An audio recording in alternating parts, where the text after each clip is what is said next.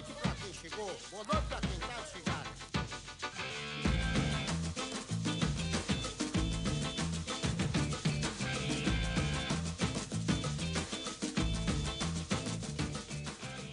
Você já reparou na arquitetura da cidade onde vive?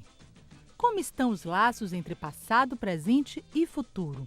São muitas as mudanças impostas pelo crescimento das metrópoles e novas posturas e demandas começam a surgir. A gente conversou com arquitetos e pesquisadores para tentar entender como está o diálogo entre o contemporâneo e a tradição na arquitetura urbana. Tem alguns teóricos que dizem que a cidade é um palimpsesto. Palimpsesto é uma escritura antiga em que as camadas vão se sobrepondo, mas uma não apaga a que está por baixo. Então a cidade ela é resultado da construção de várias épocas, né? Mesmo a Praça Municipal de Salvador, que é a praça mais antiga de Salvador e talvez do Brasil, porque é a praça onde a cidade nasceu, ela tem o elevador Lacerda, que é da década de 30 do século XX, tem edifícios do final do século XIX, tem a Casa de Câmara e Cadeia, que está lá desde a fundação da cidade. Então cada espaço da cidade ele não pertence a uma época, ele é de todas as épocas e também da época presente. Há ações e reações sociais, políticas, que acabam resultando na arquitetura que a gente encontra no dia a dia. Então, a arquitetura de hoje, ela é muito resultante da arquitetura que se experimentou no passado. A cidade não para, a cidade só cresce, o de cima sobe, o de baixo desce.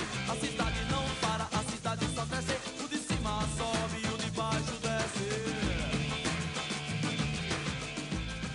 As cidades brasileiras, ao contrário das europeias, que preservam a cidade como um todo, no Brasil, você inventou essa coisa de centro histórico, como só aquilo fosse histórico, quando não é. A cidade toda é histórica.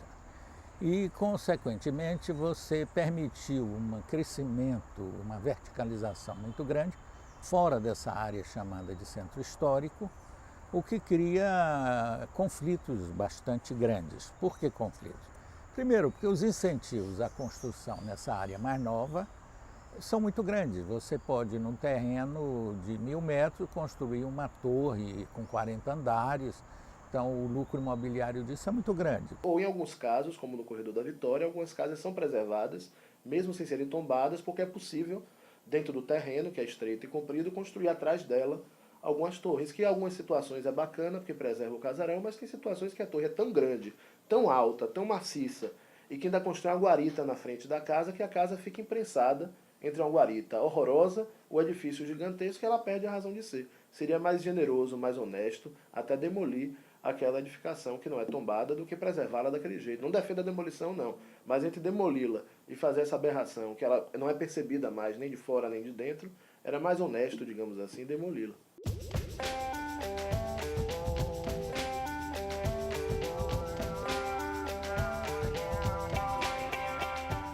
Hoje, vê assim, uma certa necessidade de se valorizar o patrimônio.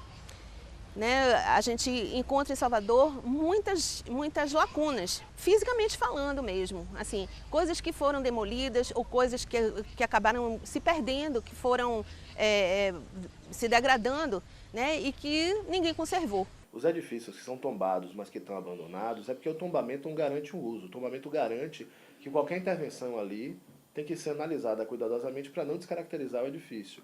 O que está faltando, então, não é a proteção da salvaguarda do tombamento. O que está faltando são investimentos para revitalizar e requalificar aquilo, dando um novo uso, mas respeitando aquele patrimônio. Né? Nesse sentido, existem bons exemplos. Existem vários exemplos aqui em outras cidades também. Né? O Rio de Janeiro tem passado, fez o Corredor Cultural no centro do Rio e tem feito uma série de intervenções recentemente. Agora o Museu de Arte do Rio, que acabou de ser inaugurado ano passado na área do Cais Mauá. Enfim, tem uma série de exemplos. Se a gente olha, por exemplo, a Europa ganha muito dinheiro, a economia de vários países da Europa, de várias cidades, depende do turismo ligado ao patrimônio cultural. A Itália inteira, boa parte da Espanha, Paris. Salvador tem toda a condição de se transformar numa referência dessa em âmbito latino-americano ou até mundial. Né? O que precisa é ter um planejamento nesse sentido. As ações são desarticuladas, as esferas federal, estadual e municipal, cada uma faz suas ações sem interagir. Às vezes existem aproximações em função das conjunturas políticas, não há continuidade entre um governo e outro. Imagine você ir a Paris e não conseguir ver a Torre Eiffel porque tem uma série de espigões pela frente.